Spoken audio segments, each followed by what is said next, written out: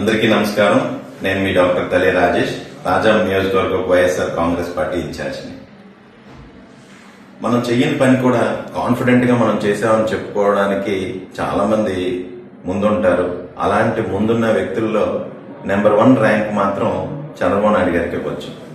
ఎందుకంటే ఒకనో టైంలో cell phone ని నేనే కనిపెట్టానని చెప్పడం, అలానే కరోనాకి వ్యాక్సిన్ తెలుగుదేశం ప్రభుత్వమే కనిపెట్టిందని చెప్పడం, నిన్న కాక మొన్న విశాఖపట్నంలో గూగుల్ డేటా సెంటర్ ఏదైతే వచ్చిందో అది నేనే తీసుకొచ్చానని చెప్పడం, ఈ రోజు భోగాపురం ఇంటర్నేషనల్ ఎయిర్పోర్ట్ ను మొత్తం మేమే నిర్మాణం చేశాము అని చెప్పుకోవడంలో మాత్రం చంద్రబాబు నాయుడు గారు నెంబర్ 1లో ఉన్నారు.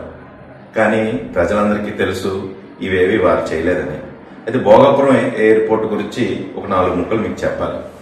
2019లో అంటే ఎన్నికలకు ముందు తూతూ మంత్రంగా ఎటువంటి అనుమతులు లేకుండా భోగాపురం ఎయిర్పోర్ట్ కోర్టు క్లియరెన్స్ గాని ల్యాండ్ ఎక్విజిషన్ గాని జరగక ముందు చంద్రబాబు నాయుడు గారు అధికారంలో దిగక ముందు కొబ్బరికాయ కొట్టి నిర్మాణం పనులు స్టార్ట్ చేశామని చెప్పారు. కానీ ఎటువంటి పనులు మొదలవ్వలేదు.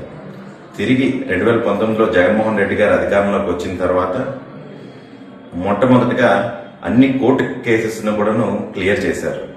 రెండవది, ప్రతి ఒక్కరికి కూడాను ఏదైతే ల్యాండ్ ఇచ్చారో వారందరికీ కూడాను ప్రభుత్వ తరఫున సెటిల్మెంట్ చేశారు. సుమారు 900 కోట్ల రూపాయలు వెచ్చించి 2751 ఎకరాలను గవర్నమెంట్ నిర్మాణ పనుల కోసం అని చెప్పి ఎక్వైర్ చేయడం జరిగింది. అలానే ప్రతి ఒక్క ఎకరాకి కూడాను అక్కడున్న రేటు బట్టి 26 లక్షల నుండి 36 లక్షల వరకు ప్రభుత్వ ధనాన్ని వెచ్చించి వారందరితో కూడాను సమ్మతంగా వారి మట్టుకు వారే ప్రభుత్వానికి ఈ యొక్క భూమిని ఇచ్చేలాగా ఒక సెటిల్మెంట్ చేసుకున్నారు. అలానే ఎవరైతే నిర్వాసితులు ఉన్నారో సుమారు 376 కుటుంబాలు వారందరికీ కూడాను 8 సెంట్ల భూమి మరియు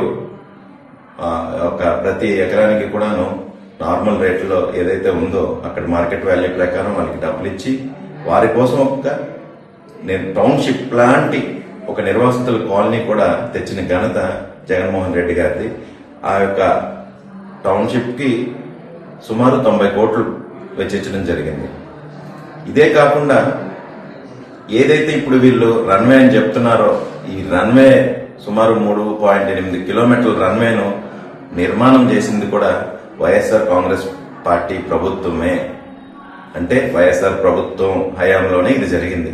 కాకపోతే ఈ రోజు అన్ని పూర్తయిపోయిన తర్వాత దురదృష్టవశాత్తు ఇప్పుడు వైఎస్ఆర్ ప్రభుత్వం కానీ జగన్మోహన్ రెడ్డి గారు కానీ అధికారంలో లేకపోవడం వలన ఈ కూటమి నేతలు దాన్ని శంకుస్థాపన చేయడానికి ముందుకొచ్చారు. వస్తే రావచ్చు, తప్పులేదు, చేయొచ్చు. కానీ ఎవరి వలన ఎవరి కష్ట ఫలితమో ఒకసారి ఆలోచించి వారు కూడా మాట్లాడాలి.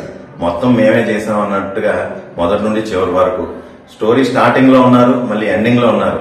అసలు మొత్తం కథ అంతా కూడా నడిపించింది జగన్మోహన్ రెడ్డి గారు అనే విషయం ఒకసారి గుర్తెరగాలి.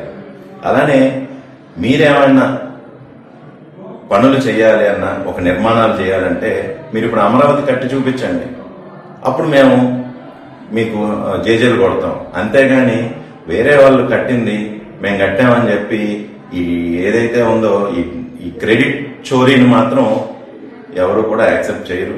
దయచేసి అలాంటి పనులు చేయకండి. ఎవరి హయాంలో జరిగాయో అనేది ప్రతి ఒక్క లెక్క, ప్రతి ఒక్క రూపాయి కూడా ప్రభుత్వ ఖజానాలో అందులో రాసి ఉంది. అది ఎవరు కావాలన్నా సరే, ఇంటర్నెట్ యుగం ఇది. తెలుసుకోవాలనుకుంటే ప్రతి ఒక్కరు కూడాను అందులోకి వెళ్లి ఆ వెబ్సైట్ లోకి వెళ్తే ఎవరి హయాంలో జిఎంఆర్ గారికి ద్వారా ఈ యొక్క ఎయిర్పోర్ట్ ను నిర్మాణం చేశారనేది తెలుస్తుంది. ఈ సందర్భంగా కూటమి నేతలకు మరొకసారి విన్నవిస్తుంది ఏంటంటే, దయచేసి ఇలాంటి క్రెడిట్ చోరీలు మాత్రం చేయకండి.